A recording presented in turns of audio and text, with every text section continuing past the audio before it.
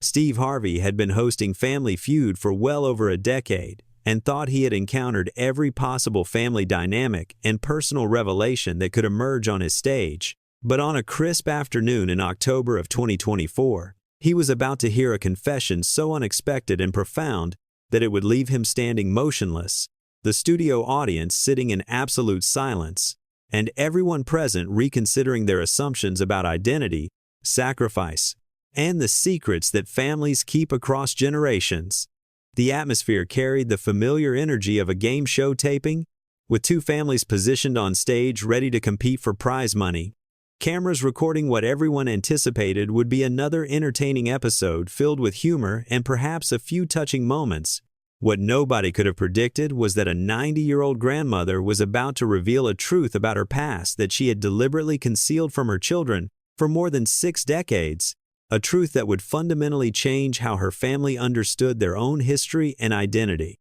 Before we continue with this remarkable account, if you appreciate stories that challenge our understanding of identity and the complex reasons people sometimes conceal their true backgrounds, even from those they love most, please take a moment to press that like button and subscribe to our channel, because what you are about to witness represents one of the most extraordinary revelations ever shared on national television. The Cooper family from Connecticut stood on one side of the stage, their matching forest green shirts displaying their family name with obvious pride, their expressions reflecting enthusiasm and competitive energy. On the opposite side stood the Montgomery family from Alabama,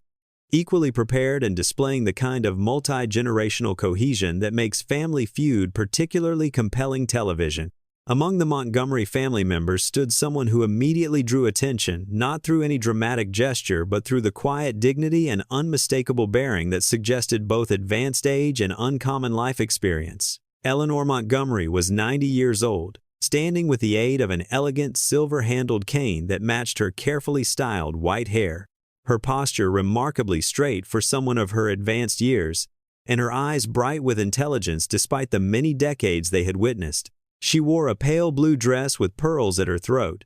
an outfit her granddaughter had helped her select, but that reflected Eleanor's own refined taste and attention to appropriate presentation. Eleanor had been born in 1934, or so her children and grandchildren believed, in what they understood to be modest circumstances in rural Alabama, where her family had operated a small general store that barely provided subsistence living during the difficult Depression years. This was the story Eleanor had always told, the narrative her children had grown up hearing about their mother's humble origins and the hard work that had characterized her early life. According to this familiar account, Eleanor had married Thomas Montgomery in 1952 at age 18, had worked alongside him as he built a successful career in insurance sales, and together they had raised 5 children on solidly middle-class wages, while Eleanor supplemented their income by working as a seamstress and later as a bookkeeper for local businesses. The story her family knew described a life marked by modest means, careful budgeting, strong values, and the kind of quiet perseverance that characterized many families of that generation. Eleanor and Thomas had been married for 64 years before his death in 2016,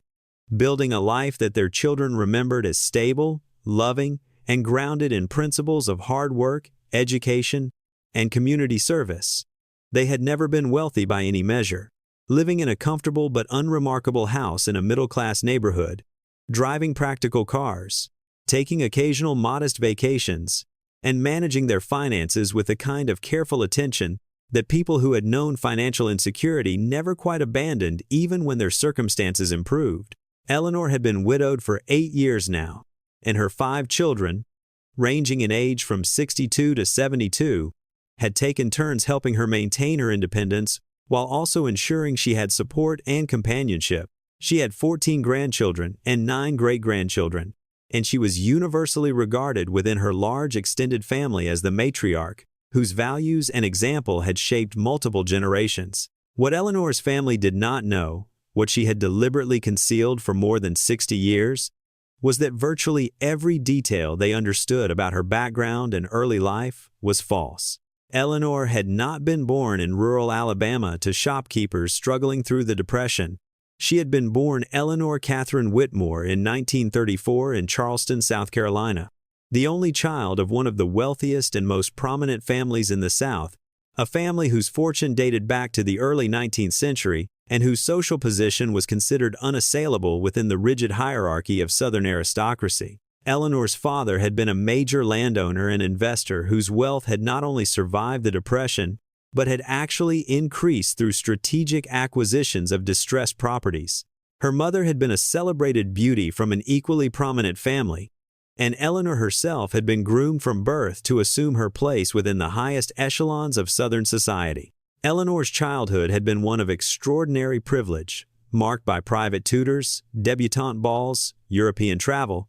and the kind of refined education available only to the very wealthy. She had grown up in a mansion staffed by servants, had worn designer clothing, had moved in social circles that included governors and senators, and had been expected to marry within her own class, producing heirs who would continue the Whitmore legacy and maintain the family's social position. Her parents had specific plans for her future that included an advantageous marriage to the son of another prominent Southern family, an arrangement that would consolidate wealth and social standing, while maintaining what they considered proper bloodlines and cultural traditions. Eleanor had been dutiful and compliant throughout her childhood and adolescence, accepting without question the expectations and restrictions that came with her privileged position. Everything changed in the summer of 1951, when Eleanor, then 17 years old and freshly graduated from an exclusive finishing school, met Thomas Montgomery at a church social she had attended while visiting a college friend whose family lived in Birmingham,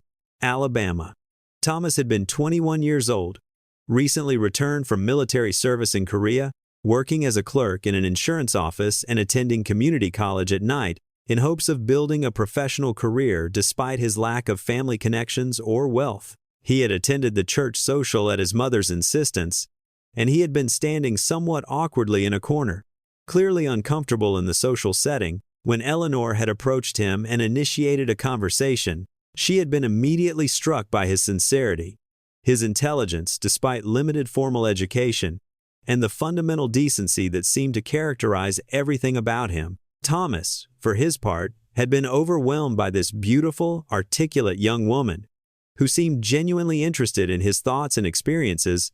though he had no idea of her true social and economic background. Their conversation that evening had extended for hours, and when Eleanor returned to Charleston, she could not stop thinking about Thomas Montgomery. Over the following weeks, she had found excuses to visit her college friend again, each time arranging to see Thomas, and their connection had deepened with each encounter. She had been careful to conceal from him any information about her true background, allowing him to assume that she came from circumstances similar to his own, and she had told her parents only that she was visiting a friend,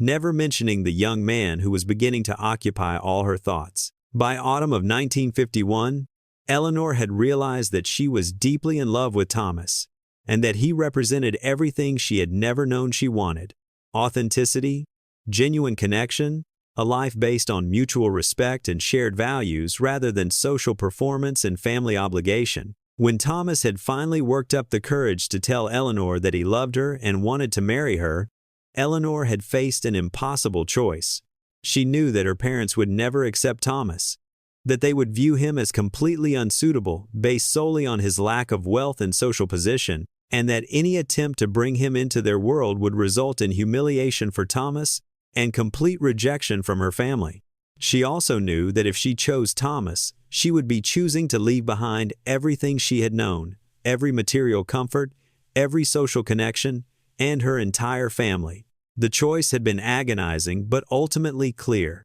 She loved Thomas more than she loved the privileges of her birth, and she wanted a life based on authentic connection rather than social performance and family obligation. In December of 1951, Eleanor had executed a carefully planned departure from her former life. She had withdrawn the trust fund that had been established for her by her maternal grandmother, a sum of approximately $75,000, which in 1951 represented enormous wealth, and she had converted it to cash. She had packed a single suitcase with practical clothing, leaving behind the designer wardrobe and expensive jewelry that had defined her appearance in her previous life. She had written a letter to her parents explaining that she was leaving to marry a man they would never approve of, that she loved them but could not live the life they had planned for her, and that she was choosing a different path based on her own values and desires. She had left the letter on her pillow in her bedroom at the Charleston mansion, and she had walked out of that house in the early morning hours, knowing she would likely never return. Eleanor had traveled to Birmingham, married Thomas in a simple civil ceremony, and begun building a completely new life under a partially assumed identity. She had kept her first name but had told Thomas that her maiden name was Carter, a common enough surname that raised no questions, and that her parents had died when she was young, which explained why she had no family connections and no desire to discuss her background. Thomas, trusting and in love, had never questioned this story. Eleanor had been strategic about the money from her trust fund, understanding that its sudden appearance in the life of a young couple of modest means would raise questions and suspicions. She had placed most of it in savings accounts under her new married name, and over the following decades, she had used it in ways that appeared natural and unsuspicious. The money had allowed Eleanor to supplement Thomas's income during lean years without him understanding that the extra funds came from her hidden wealth rather than her seamstress work or bookkeeping jobs. It had paid for their children's college educations in ways that appeared to be careful saving and modest scholarships rather than an actual abundance of resources. It had provided a financial cushion during Thomas's brief period of unemployment in the 1970s, and it had allowed them to retire with more security than Thomas's career alone would have provided. Eleanor had been extraordinarily careful to ensure that Thomas never suspected the truth, that he always believed their financial stability came from his hard work and their mutual frugality rather than from the wealth she had brought into the marriage from her concealed past. More significantly, Eleanor had used her hidden wealth for charitable purposes throughout her life, anonymously funding scholarships for poor students, supporting civil rights organizations during the turbulent 1960s, contributing to medical research, and helping families in crisis through various charitable foundations. She had donated hundreds of thousands of dollars over the decades, always anonymously, always in ways that could not be traced back to her, using the privilege of her birth to create positive impact while living outwardly as a woman of modest means. She had carefully managed her remaining resources, and by the time Thomas died in 2016, the original trust fund, through investment and careful management, had grown to nearly $4 million, a fact known to nobody except Eleanor and the attorneys and financial advisors she had employed under strict confidentiality agreements. Eleanor had kept this secret throughout her entire marriage,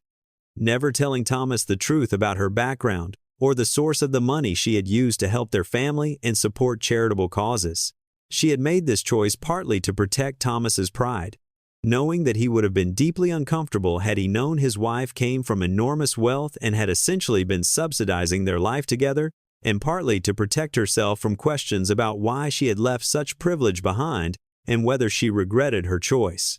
After Thomas's death, Eleanor had continued to maintain her secret, not telling her children about her true background or the wealth she controlled, understanding that such a revelation would raise complex questions about identity, inheritance, and why she had concealed the truth for so long. Now, standing on the Family Feud stage at 90 years old with her children and grandchildren surrounding her, Eleanor felt the weight of her decades-long deception pressing on her conscience with unprecedented intensity. Her decision to participate in this game show appearance had been her grandchildren's idea, proposed as a way to create a happy family memory and celebrate Eleanor's milestone birthday. Eleanor had agreed, but in the weeks leading up to the taping, she had felt an increasingly urgent conviction that the time had come to finally tell the truth, to reveal to her family who she really was and what she had been hiding for more than 60 years. She had decided that this public setting, with everyone present and cameras recording,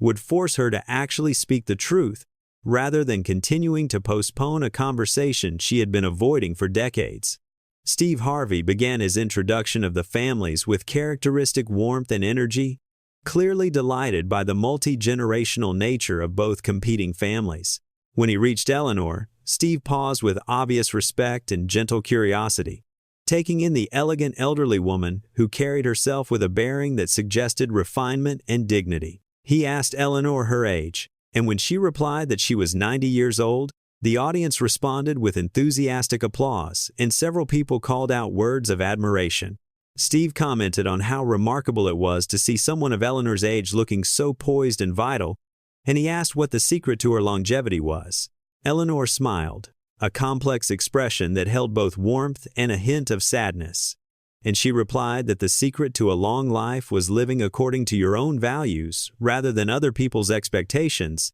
a response that seemed simple enough, but that would take on profound significance in just a few minutes. Steve nodded appreciatively and asked Eleanor to tell him a bit about her family, and Eleanor introduced her children and grandchildren with obvious affection and pride, describing their various careers and accomplishments. Steve then asked Eleanor about her late husband, and Eleanor's face softened as she spoke about Thomas, describing him as the best man she had ever known and explaining that they had been married for 64 years before his death 8 years ago. The game began, and both families competed with enthusiasm and good humor. Eleanor participated when it was her turn, displaying sharp mental faculties and a sophisticated vocabulary that seemed slightly incongruous with the humble background her family believed she came from. Though nobody seemed to notice this subtle inconsistency, her children and grandchildren kept glancing at her with obvious affection and pride,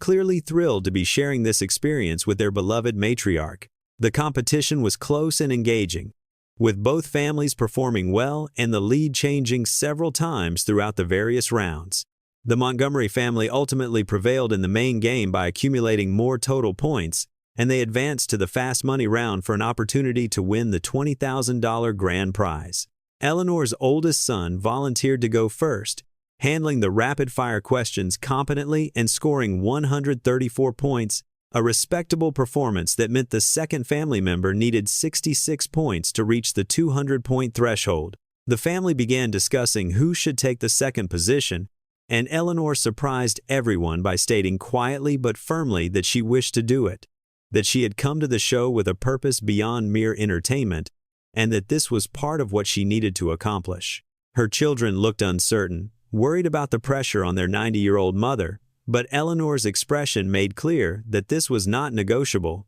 She made her way to the fast money podium with measured, dignified steps, and Steve Harvey approached her with a mixture of admiration and concern. He asked if she was certain she wanted to take on this challenge, and Eleanor looked directly at him with those intelligent eyes and told him she was absolutely certain that she had waited 90 years to be completely honest about who she was and that she was not going to wait any longer. Steve's expression shifted slightly, sensing that something significant was about to occur, though he could not have anticipated what was coming. The 20 seconds went on the clock, and Steve began asking questions. Eleanor answered each one with calm precision, her responses quick and confident, and when the buzzer sounded, she had completed all 5 questions without hesitation. Steve revealed the results, and Eleanor's answers scored remarkably well, earning 71 points and bringing the family's combined total to 205 points.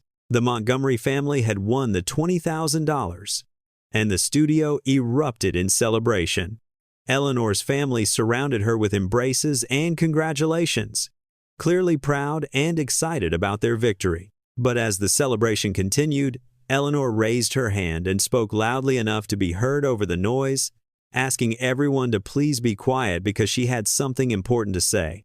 The studio fell silent, confused by the elderly woman's serious tone in the midst of what should have been a purely joyful moment. Steve Harvey, picking up on the shift in atmosphere, moved closer to Eleanor and asked if everything was all right. Eleanor nodded and told Steve that everything was fine, but that she needed to tell her family something she should have told them many years ago, and that she had decided this public setting was the only way she would actually follow through with the truth, rather than continuing to postpone and avoid. Eleanor's children looked at each other with expressions of confusion and growing concern, clearly trying to imagine what their mother might need to confess. Eleanor took a deep breath, touching the pearls at her throat with a gesture that suggested both nervousness and resolution, and then she began to speak. She told her family that virtually everything they believed about her background and early life was false, that she had been lying to them for their entire lives about who she was and where she came from. The studio audience sat in stunned silence, and Eleanor's children stood frozen,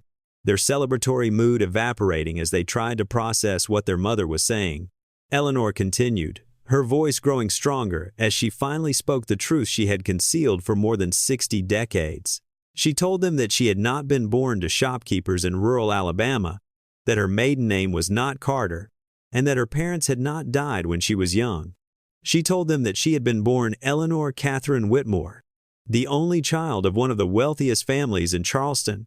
South Carolina, that she had grown up in extraordinary privilege in a mansion staffed by servants, and that she had been groomed from birth to assume a position in the highest levels of Southern society. She told them that she had abandoned that life and that entire identity in 1951 when she fell in love with their father, knowing that her family would never accept him and choosing him over everything she had known. The studio remained absolutely silent, every person present transfixed by what they were hearing. Steve Harvey stood motionless, his mouth slightly open, his eyes wide with astonishment as Eleanor's confession continued. Eleanor told her children that she had taken money from a trust fund when she left her former life, that she had used that money throughout their marriage to supplement their father's income in ways he never knew about, and that she had carefully concealed the existence of this wealth, because she had not wanted their father to feel inadequate or to question whether she regretted her choice to leave privilege behind. She told them that their father had died never knowing the truth about her background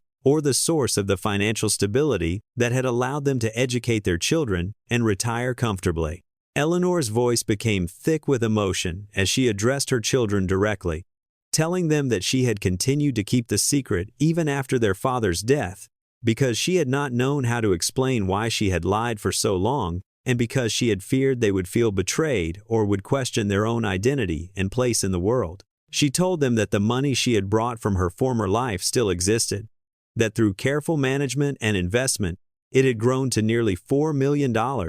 and that she had used much of it over the decades to anonymously support charitable causes while living outwardly as a woman of modest means. She told them that she was telling them the truth now, in this public setting, because at 90 years old she had finally accepted that she could not leave this world without her children knowing who she really was and understanding the choices she had made and why she had made them. Eleanor's oldest daughter found her voice, asking in a tone of shocked disbelief why their mother had never told them any of this, why she had allowed them to grow up believing a completely false narrative about their family history. Eleanor's response was both honest and painful. She told her children that she had kept silent partly to protect their father's pride and partly to protect herself from having to justify her choice to leave wealth and privilege behind. She said she had feared that if her children knew the truth, they would question whether she had made the right choice, whether she had been foolish to give up so much for love, and whether her decision had somehow diminished their own opportunities and social position.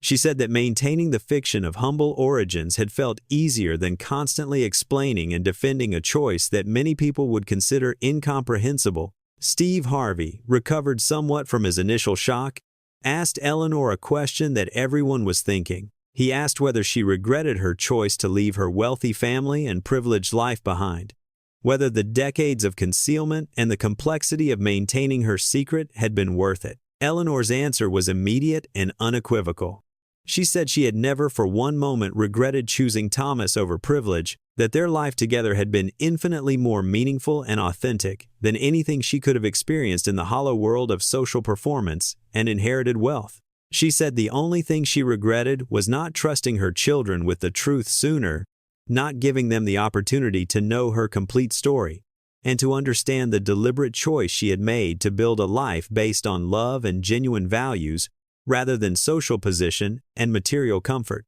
Then Eleanor revealed something that would help her family understand another dimension of her long deception. She explained that part of her motivation for concealing her background had been related to the era in which she had made her choice. She said that in the 1950s South, particularly within the social circles she had left behind, a young woman from a prominent family running away to marry someone of lower social status would have been considered scandalous and shameful, reflecting poorly not just on herself, but on her entire family. She said that by completely erasing her previous identity and creating a new one, she had in some way been protecting her parents and the Whitmore family name from the embarrassment and social consequences her choice would have created. She said she had maintained her silence even after her parents died in the 1980s, partly out of habit and partly because revealing the truth would have required explaining the original deception, creating a cascade of difficult conversations and potential judgment that she had not felt equipped to handle.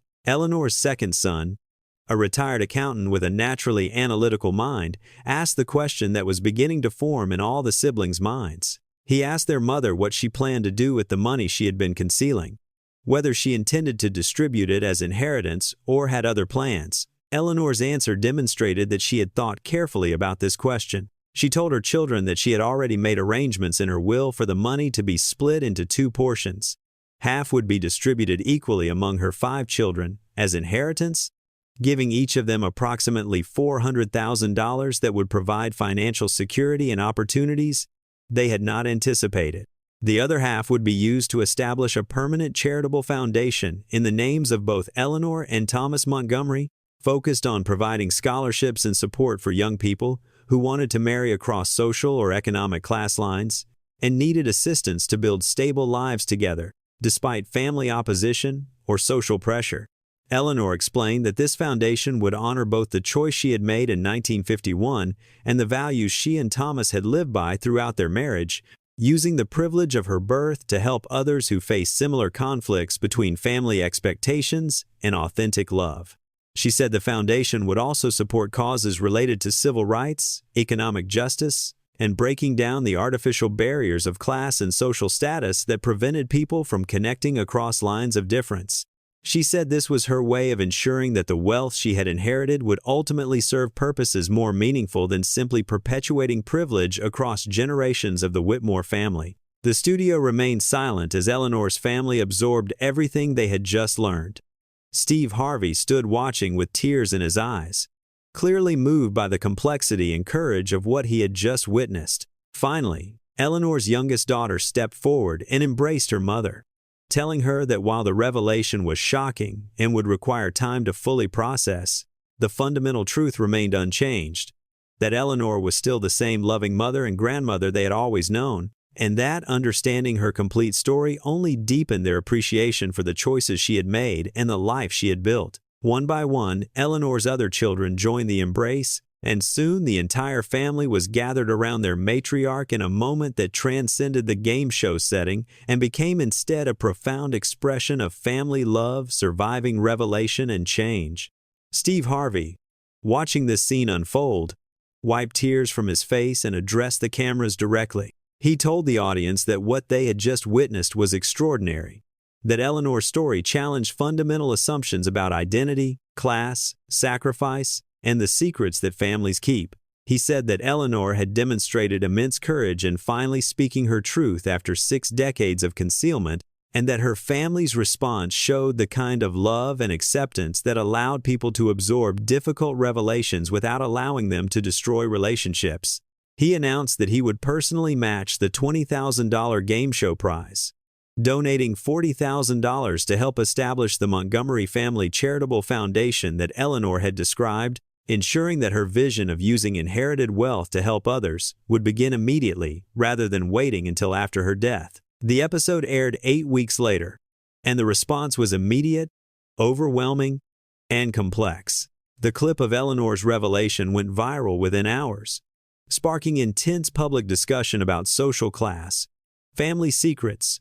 identity, and the choices people make for love. Some viewers praised Eleanor's courage in choosing authentic connection over inherited privilege, seeing her story as romantic and inspiring. Others criticized her for deceiving her husband and children for so long, arguing that maintaining such a fundamental lie for decades represented a betrayal of the trust that should characterize family relationships. Sociologists and cultural historians used Eleanor's story to discuss the rigid class structures of mid-20th century America and the real costs faced by people who chose to cross social boundaries. Ethicists debated whether Eleanor's deception had been justified given her motivations and the era in which she had made her choice. Most significantly, Eleanor's revelation prompted hundreds of people to come forward with their own stories of concealed backgrounds, hidden wealth or poverty, assumed identities, and the complex reasons people sometimes choose to recreate themselves and hide their true origins even from those closest to them.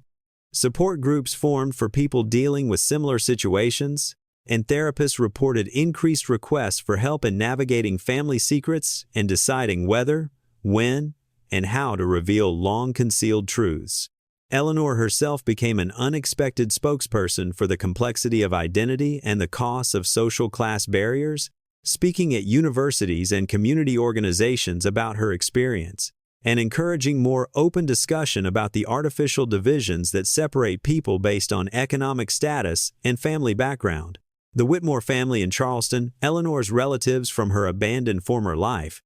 saw the Family Feud episode and reached out through attorneys. Eleanor's cousins, now elderly themselves, expressed shock at discovering that Eleanor was still alive, having believed for 70 years that she had died or disappeared permanently. They wanted to reconnect and to understand why she had found it necessary to completely erase her former identity. Eleanor agreed to meet with them, and the reunion was emotional and complex, marked by genuine affection mixed with lingering hurt over her long-ago departure and decades of silence. The Charleston Whitmores ultimately accepted Eleanor's invitation to contribute to her charitable foundation, using some of their own considerable wealth to support causes that Eleanor had championed throughout her secret decades of anonymous giving. Eleanor's children went through a period of adjustment as they processed the revelation and reconsidered their family history through this new lens. They discovered that many small details from their childhood that had seemed slightly unusual or unexplained now made perfect sense when understood in the context of their mother's concealed background. Her refined manners, her sophisticated vocabulary, her knowledge of art and literature that seemed beyond what would be expected from someone of supposedly modest background, her insistence on proper grammar and etiquette, all of these things were now understood as remnants of her privileged upbringing, rather than personal idiosyncrasies. Some of her children struggled with feelings of betrayal and confusion about their own identity, questioning whether they were really the middle-class people they had always believed themselves to be, or whether they should now consider themselves members of a wealthy family whose history they had been denied knowledge of for their entire lives. Family therapy sessions helped Eleanor and her children work through these complex emotions, and eventually they reached an understanding that incorporated both narratives. They were the children of Eleanor Montgomery, who had built a middle-class life through hard work and values-based choices,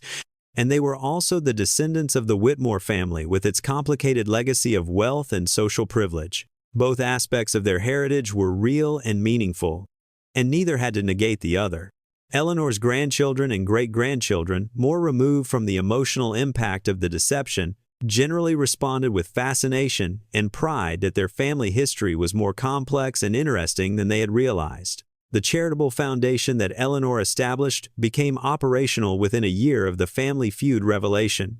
Funded by Eleanor's managed trust fund, Steve Harvey's matching contribution, donations from the Charleston Whitmores, and contributions from viewers who had been moved by Eleanor's story, the foundation provided both financial support and counseling to young couples who faced family opposition due to class differences, economic disparities, or social barriers. It also funded scholarships for students from working-class backgrounds to attend elite educational institutions,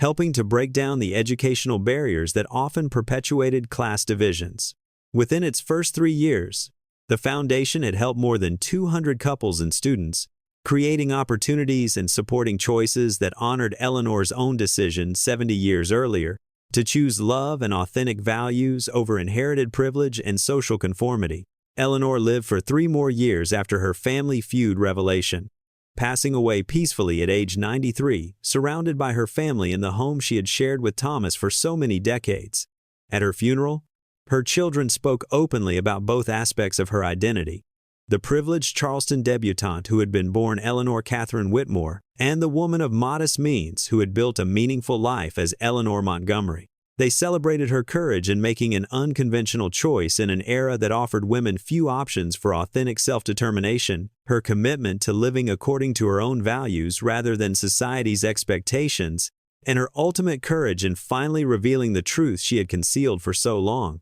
They acknowledged that her deception had been painful to discover, but that it had emerged from complex motivations that they had come to understand and accept. Most importantly, they honored the life she had actually lived, the love she had shared with their father, and the values she had demonstrated through her choices and actions, regardless of the secret she had kept about her origins. The story of Eleanor Montgomery became a subject of academic study and cultural fascination, examined in sociology courses about social class and mobility, referenced in ethics discussions about deception and truth-telling within families, and analyzed in women's studies programs as an example of the limited options available to women in the mid-20th century who wanted to make choices independent of family expectations. A book was written about Eleanor's life, based on extensive interviews she had given during her final years, providing detailed insight into her privileged childhood, her reasons for leaving that world behind, the mechanics of maintaining her assumed identity for decades, and her eventual decision to reveal the truth. The book became a bestseller, resonating with readers who recognized in Eleanor's story universal themes about the conflict between authentic self-determination and family loyalty,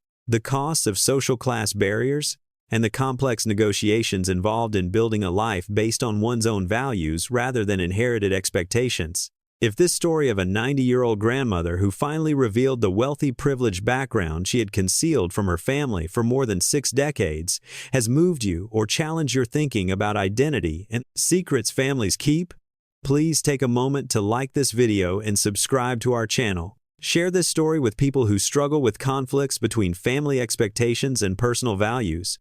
with anyone who has contemplated making major life changes that would disappoint or anger their family, and with those who need to understand that sometimes the most authentic choice means walking away from privilege and creating a completely new identity based on your own principles rather than inherited status. Eleanor Montgomery taught us that love can be worth any sacrifice, that a meaningful life built on authentic values matters more than social position or material comfort, and that choosing to cross class boundaries in pursuit of genuine connection represents a form of courage that our society often fails to recognize or honor. She demonstrated that family secrets, even those maintained for decades, can eventually be revealed and processed without destroying the relationships built on the foundation of those concealed truths. Most importantly, Eleanor showed us that privilege carries responsibility, that inherited wealth can be used for purposes more meaningful than simply perpetuating advantage across generations,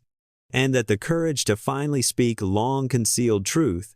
even at 90 years old, can create healing and understanding that silence never could. Thank you for witnessing this remarkable revelation of a secret kept for more than 60 years, and may we all find the courage to live according to our own values, while also eventually trusting those we love with the complete truth of who we are and the choices we have made.